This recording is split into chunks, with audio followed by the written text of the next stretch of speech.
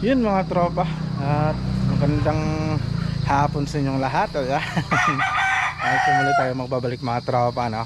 So, ayun, may gusto pala akong i-share sa inyo mga tropa, no? So, balik pinasayaw ko na pala itong ating Boston Gray mga tropa. Ayan, pinasayaw natin nung kahapon. At yung nakasayawan na is yung manok ni tatay. Ayan, kung gusto nyong mapanood pala yung sayaw ni Boston Gray, i-search nyo na lang po sa aking isang platform ng social media. Ayan, alam nyo na kung ano yun. Search nyo lang po yung aking pangalan, tapos doon nakikita nyo na po mga tropa yung sayaw ni Boston Gray. Grabe, napakaganda, ang ganda ng sayaw. Ayan, so kahit siguro sino mapapahanga dun sa sayaw niya. Ayan, so yun mga tropa, no? So share ko lang sa inyo yung ginawa natin sa Nukes natin, kasi hindi pwede kasi dito sa YouTube mga tropa, kasi alam niyo naman si YouTube masyadong stricto sa atin. Okay, so yun mga tropa, at syempre may makakasama tayo, at eto na siya. Hello.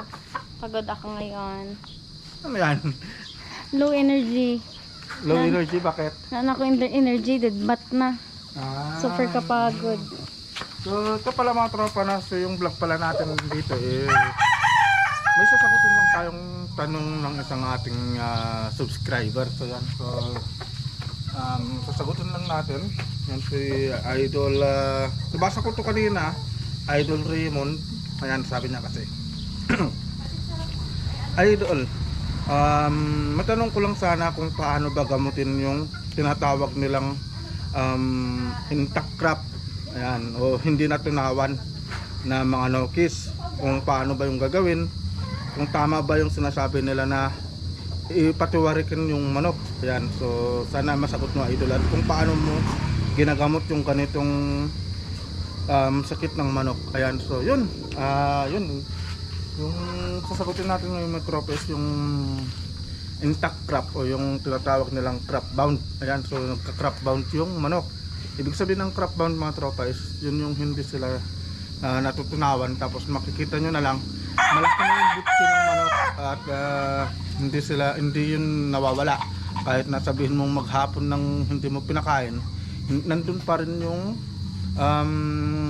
pagkain nila. So paano ba yung gagawin natin pag ganun mga tropa, no? So sa akin kasi isang beses ko lang yun na obserbahan. Ayan, so yung nukes natin is ito, yung nagkaroon ng crop bound. Ayan mga tropa, yung ating isang Boston Gray, so nagkaroon siya ng crop bound nung siya ay nasa 3 months old. Ayan, so 3 months old.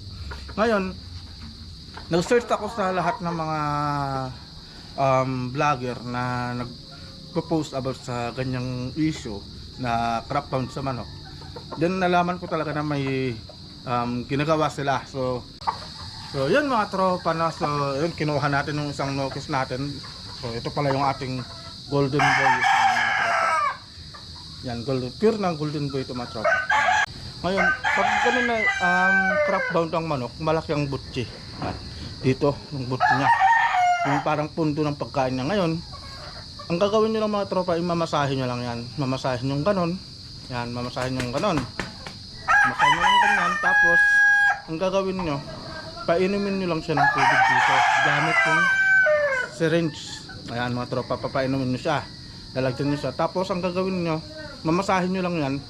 Kusa nang lalabas mga tropa yung hindi natunaw na pagkain niya.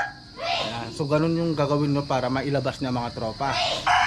Ngayon pag natapos naman ng mailabas ng manok yung kanyang hindi na natunaw na pagkain, so paano nga ba yung gagawin natin? Ano ba yung dapat na ibigay natin? So napag-alaman ko pala mga tropa na yung crop bound na yan, o yung intact crop, yun pala ay isang problema sa digestion ng manok mga tropa. Ngayon sabi ko, more on napag-alaman ko kasi na sabi ko, pag gano'n na may problema ang panunaw ng isang tao, mostly ang binibigay probiotics, di ba? Ayan, probiotics. So, naisip ko rin na pwede siguro din sa manok yun. Ngayon mga tropa, sabi ko, kung pwede sa manok, ay kung pwede sa kung sa tao may ganun, hindi pwede rin sa manok. Ngayon naisip ko yung probiotics, Yakult mga tropa. Ayan, Yakult. So ngayon, yung sa Yakult mga tropas, no? So yung isang botelya ng Yakult na ganun, pero wag nating ipapaubos yun. Kumbaga sa 3 beses sa isang araw nating ibibigay. Umaga, tanghali, sa kahapon. So ganun yung ginawa ko. Bali, tumagal ito ng 3 to 5 days. Ayan, 3 to 5 days. Ngayon, paano ba yung sukat ng pagbibigay natin ng Yakult mga tropa, no? So yung syringe na ginagamit natin is hanggang 100 ml siya. 100. Ano ba? Yung parang ganung mga tropa. No? So, ang ibibigay natin is 0.5. Ayan, 0.5 cc. Ayan, cc pa lang tawag doon. Ayan, 0.5 cc. Ngayon, sa 0.5 cc na yun mga tropa, yun yung ibibigay natin sa nokis natin umaga, tanghali sa kahapon. So, yun.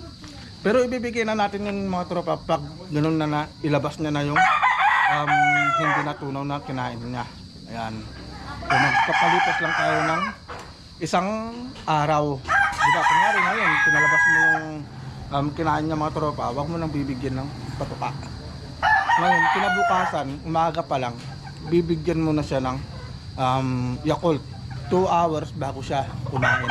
Pero pag nagbigay ka ng pagkain niya, napakakunti lang talaga mga tropa. Kunting-kunti lang yung ibibigay niya. Nang sa ganun hindi na naman maulit yung nangyari sa kanya na crackbound siya.